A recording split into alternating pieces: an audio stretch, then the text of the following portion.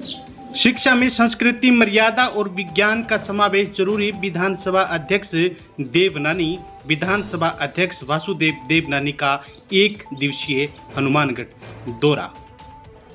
राजस्थान विधानसभा अध्यक्ष वासुदेव देवनानी ने रविवार को हनुमानगढ़ का दौरा किया। उन्होंने सूरतगढ़ रोड स्थित खुशहाल दास विश्वविद्यालय में नवनिर्मित भवन का उद्घाटन किया। इस अवसर पर मेधावी विद्यार्थियों को सम्मानित भी किया गया। देवनानी ने कहा कि राजस्थान किसी भी राज्य से पीछे नहीं है। इन्होंने निजी शिक्षण संस्थानों के योगदान की सराहना भी की। साथ ही सीमावर्ती जिलों में विकास की आवश्यकता पर बल दिया। इन्होंने शिक्षण संस्थानों की जिम्मेदारी पर प्रकाश डाला। पूर्व शिक्षा मंत्री के रूप में अपने कार्यकाल का उल्लेख करते हुए देवनानी ने बताया कि इन्होंने 200 से अधिक वीर वीरांगनाओं को पाठ्यक्रम में शामिल किया। इन्होंने अकबर को महान कहे जाने वाले अध्याय को हटाकर महाराणा प्रताप को जोड़ा। देवनानी ने मातृभाषा में शिक्षा पर जोर दिया। इन्होंने कहा कि नौकरी मांगने वाले नहीं बल्कि नौकरी देने वाले तैयार करने होंगे। ऑपरेशन सिंदूर का जिक्र करते हुए इन्होंने भारत की तकनीकी दक्षता की सराहना की। कार्यक्रम में सर्व सिख समाज और सिंधी समाज ने विधानसभा अध्यक्ष का अभिनंदन किया। देवनानी ने जंक्शन स्थित जीएम होटल में वैश्य समाज और हनुमानगढ़ टाउन में पूज्य सिंधी पंचायत के कार्यक्रम में भी भाग लिया। प्राइवेट शिक्षण संस्थाएं भी, विश्वविद्यालय भी बहुत अपना योगदान दे रहे हैं, लेकिन उसमें समय अनुकूल मेरी अपेक्षा है कि परिवर्तन होने चाहिए। आखिर शिक्षा हम क्यों दे रहे हैं, क्यों ले रहे हैं, इस पर खुली बहस भी चलनी चाहिए। केवल हम विश्वविद्यालय शिक्षण संस्थान चलाने के लिए हमने खोली है, ये इससे अलग भी हमारा कोई लक्ष्य है, क्योंकि ये तो एक सीमावर्ती जिला भी है। यहाँ की कुछ अपेक्षाएं, दायित्व और बढ़ जाते हैं कि मैं किस प्रकार से अपने विद्यार्थी को कैसा तैयार करता हूँ, और विद्यार्थी जैसा तैयार होगा वही भावी नागरिक होगा। अभी कई बार हम चर्चा करते हैं कि समाज में कमी आ रही है, गिरावट आ रही है। ये चर्चा हम आम व्यक्तियों में सुनता हूँ, लेकिन उसका जिम्मेदार कौन? उसका जिम्मेदार हम जो शिक्षण संस्था के लोग हैं, हम ही इसमें इम्प्रूवमेंट कर सकते हैं। बाकी केवल कहने से गाड़ी नहीं चलेगी। वह सुधार यहाँ की शिक्षण संस्थाओं का वातावरण, शिक्षण संस्थाओं के पाठ्यक्रम और शिक्षण संस्था द्वारा दिए जा रहे संस्कार, ये तीनों चीज़ें उसमें कंट्रीब्यूट करते हैं। हालांकि उसे परिवार की भी आवश्यकता होती है, लेकिन ये 3 चीज़ें ठीक हो जाएं, और इसका कुछ अंश मैंने जब शिक्षा मंत्री था शुरू भी किया। शुरू इसलिए किया कि शिक्षा का जो पाठ्यक्रम था, मुझे आज कहते हुए कोई अतिशयोक्ति नहीं है, 200 से अधिक वीर और वीरांगनाओं के पाठ मैंने अपने पाठ्यक्रम में जोड़े। और सबसे बड़ा पाठ्यक्रम में जो सारे भारत में नाम आया, वह था अकबर महान के पाठ को हटा करके प्रताप महान के पाठ को जोड़ा। तो हम आज भी अकबर महान पढ़ेंगे क्या?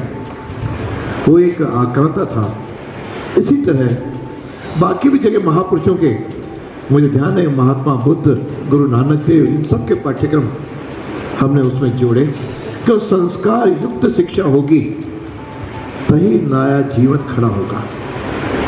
और उसमें जो अभी नई शिक्षा नीति आई, उसमें भी कहीं ना कहीं बनाने में कुछ अंश कंट्रीब्यूशन था।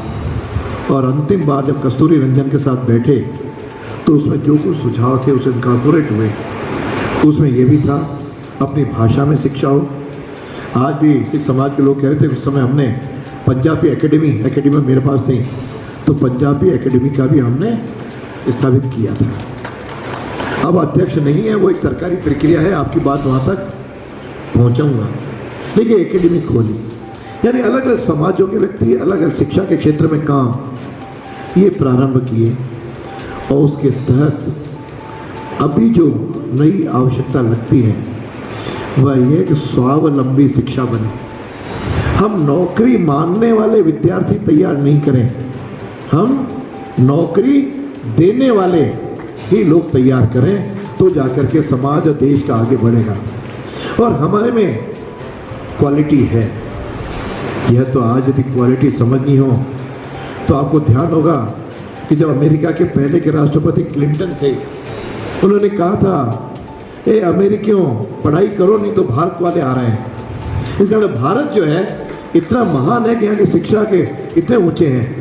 आए थी ब्रिटेन से, हम सारे चिकित्सा कर्मी विड्रॉ करें तो वहाँ की चिकित्सा व्यवस्था चरमरा जाएगी। यानी हमारे यहाँ का व्यक्ति इंटेलिजेंट है और उस इंटेलिजेंस का अभी जो युद्ध हुआ उससे हमारे सैनिकों के पास जो टेक्नोलॉजी थी, आपको ध्यान होगा कि चाइना से लिए हुए जो हथियार थे, राडार थे, जो उनके सुरक्षा की दृष्टि से उन सबको बाईपास करते हुए हमारे यहाँ की टेक्नोलॉजी के साथ हमारे वीर सैनिक गए, उनके ठिकानों को निस्ताबूत करके और सुरक्षित वापस आ गए। यानी ये टेक्नोलॉजी थी। तो मेरे यहाँ का भारतीय तो टेक्नोलॉजी वहाँ पे है, सैनिकों ने वीरता के साथ काम किया, लेकिन उनके हाथ में हथियार और तकनीकी वह भी हमारे भारतीयों ने, और हमारे नए नए जो विद्यार्थी जिन्होंने आगे इन सैनिकों के उपकरणों के निर्माण में अपना योगदान दिया है, वह भी उसका अंग है। तो हमारे यहाँ सारी जो राजनीति, सारी जो व्यवस्थाएं हैं, उसमें केवल आज का विद्यार्थी अवसर चाहता है। अभी भी जिन बच्चों को हमने विश्वविद्यालय रत्न से सम्मानित किया, वह इन प्रतिभाओं का सम्मान है। अपने क्षेत्र में इन्होंने आगे बढ़ करके कहीं ना कहीं आगे पढ़ूंगा, काम करूंगी, या पढ़ूंगी या पढ़ूंगा, वह देश के लिए पढ़ूंगा, मेरी ताकत देश के लिए काम आए, मैं जीऊंगा या जीऊंगी तो देश के लिए जीऊंगी। यह राष्ट्रवाद का सोच यह बढ़ना चाहिए। और यहाँ तुम यहाँ के तो नाम देख रहा हूँ, हनुमानगढ़, मतलब हनुमान जी का गढ़ कहूँ तो शायद अतिशक्ति नहीं होगी। गंगानगर, गंगा माँ गंगा के नाम से उसका नाम श्री गंगानगर। तो ये जो अपने प्रेरणा देने वाले शब्द हैं, उनसे नई पीढ़ी को भी प्रेरणा देनी है। और हमारे विश्वविद्यालय का जो लक्ष्य होना चाहिए वो ध्यान है, प्राचीन भारत में सारा विश्व तक्षशिला, नालंदा, विक्रमशिला यहाँ पे पढ़ने के लिए आते थे। चाइना तक के, अमेरिका तक सब आते थे। तो इसका मतलब हमारे यहाँ के विश्वविद्यालय कि हमारे यहाँ की शिक्षा सर्वश्रेष्ठ शिक्षा रही है। तो आज हमारे विश्वविद्यालय वैसे बने, केवल डिग्री देने वाले नहीं, वह एक श्रेष्ठ नागरिक, देशभक्त, राष्ट्रवाद से ओतप्रोत मेरा नागरिक। सेठ खुशहाल दास विश्वविद्यालय की ओर से आयोजित सेवा समाज समारोह और भवन के उद्घाटन के कार्यक्रम में कई विद्यार्थियों को विश्वविद्यालय रत्न की उपाधि से विभूषित भी किया गया है। मैं उन सबको अपनी ओर से बधाई देता हूँ, अभिनंदन करता हूँ।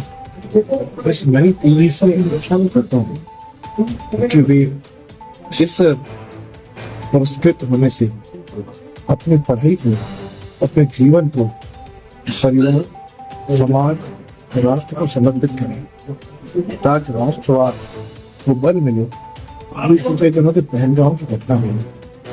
और उसके बाद ऑपरेशन सिंदूर का जो हमारी सेना ने एक प्रधानमंत्री की कूटनीतिक रणनीति के तहत पाकिस्तान के छक्के छुड़ाई और 100 किलोमीटर से अंदर घुस करके उन्होंने जिस प्रकार से पाकिस्तान को सबक सिखाया, उस सेना की वो अभिनंदन करें।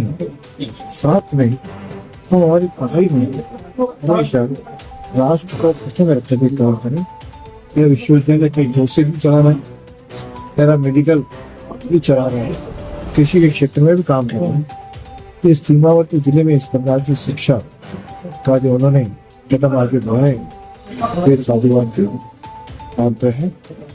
और आज समय की आवश्यकता भी है कि नई नई तकनीक के साथ जुड़ते हुए अपने देश पर गर्व की अनुभूति भी करें, अपने सनातन संस्कृति को भी आगे बढ़ाएं। और हम सब लोग मिलकर के इस शिक्षा नीति से जो राष्ट्र के लिए एक नई शिक्षा नीति जो बनाए, उसको सही रूप में अपने यहाँ साकार करते हुए, उसकी व्यवस्था करते हुए हम आगे बढ़े। आज का विद्यार्थी कल का नहीं, आज ही का नागरिक है, उसको इस काम के साथ जोड़े और नई टेक्नोलॉजी का उपयोग करते हुए जिस प्रकार से हमारी सेना ने आगे कदम बढ़ाए, हम भी अपने जीवन में राष्ट्रवाद करें और अपने सीमावर्ती जिले के आसपास किसी भी तरह जासूसी करने वाले या देशद्रोहिता करने वाले लोगों पर नजर भी रखें, ताकि उसके समय अनुसार हम अंकुश भी लगा सकें और देश आगे नए भारत की ओर बढ़ चले। और हमारी अर्थव्यवस्था जो पहले 11वें नंबर पे थी 2014 में, और आज वो 4थे नंबर पे आ गई है। धीरे धीरे हम आगे बढ़ करके पहली की ओर बढ़ रहे हैं, तो हम सब लोगों की उसमें सहभागिता बढ़े। हम सब चाहे जनप्रतिनिधि किसी भी पार्टी के, हम देश को सर्वप्रथम आगे रख करके कदम बढ़ाएंगे। ये देश बहुत जल्दी विकसित भारत में बनेगा और विश्व के स्थान पर भी पहुंचेगा। हालांकि यह मुद्दा शिक्षा मंत्री से जुड़ा हुआ है, फिर मैं आपकी बात को उन तक और मुख्यमंत्री तक पहुंचाऊंगा। ये नहीं कहा, कोर्ट ने सरकार को समय दिया है, मैं समझ समय सीमा में सरकार अपना निर्णय करके कोर्ट को बताएगी। नहीं तो ऐसा कोर्ट ने पूर्ण निर्णय के लिए कई बार मुद्दे जटिल हो जाने के बाद जब कोर्ट के माध्यम में, तो फिर उस पर कोई अपनी ओर से टिप्पणी करना उचित नहीं होगा। तो बहुत जल्दी इस पर फैसला होगा और सबको न्याय